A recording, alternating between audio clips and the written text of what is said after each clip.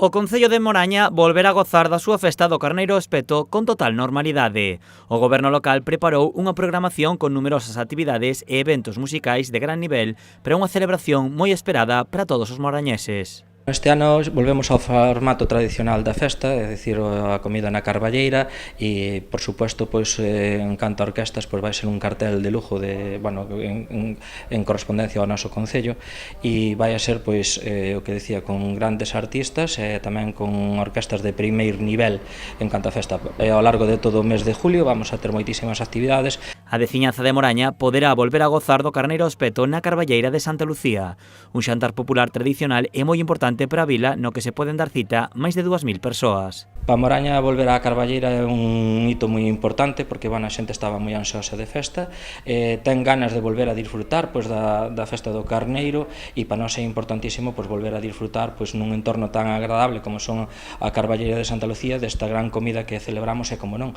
dos espectáculos das festas con artistas tan importantes como José de Rico, Andy Lucas e, por suposto, a París de Noia. Nesta 53ª edición poránse a venda máis de 120 lotes de carneiro. As reservas xa están dispoñibles. Temos máis de 40 e a xente pois, simplemente o que fai é nas entidades bancarias que están aquí en Moraña, pois hai uns números de cuenta, simplemente chaman aí,